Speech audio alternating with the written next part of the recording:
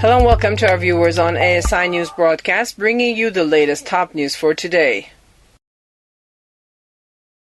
Obama-Netanyahu rift reflects shift in Democratic Party.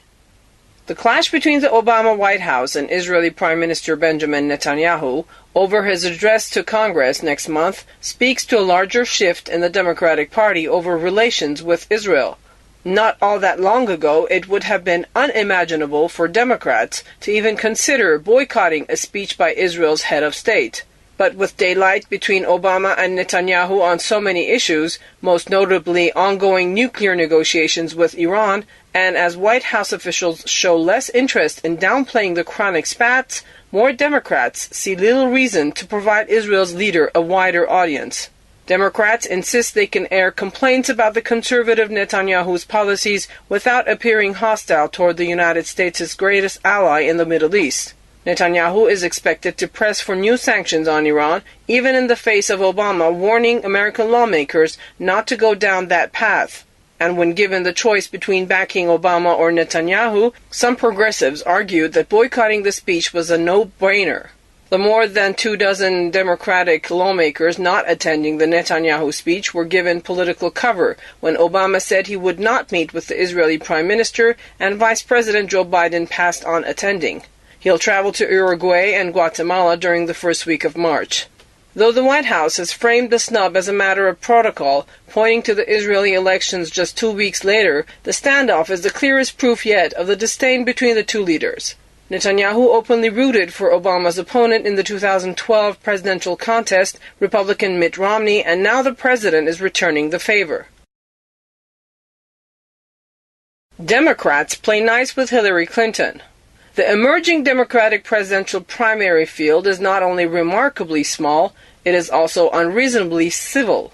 Would-be Democratic candidates have begun to travel to early primary states to sniff out support for presidential bids. Just don't ask them to criticize Hillary Clinton. That's one place they so far won't go.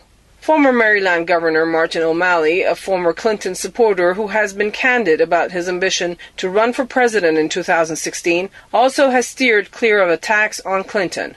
When asked by the New York Times to respond to a remark Clinton made on immigration, O'Malley responded, "I wasn't really focused on her or what she was saying." Then he criticized the president instead. In August, former Senator Jim Webb, who has since announced he is exploring a bid for the presidency, was asked on an Iowa television program to evaluate Clinton's tenure as Secretary of State, but Webb didn't bite. The awkwardly polite dynamic is illustrative of the unique, even unprecedented Democratic field. There's no likely candidate who realistically will be competitive with Clinton.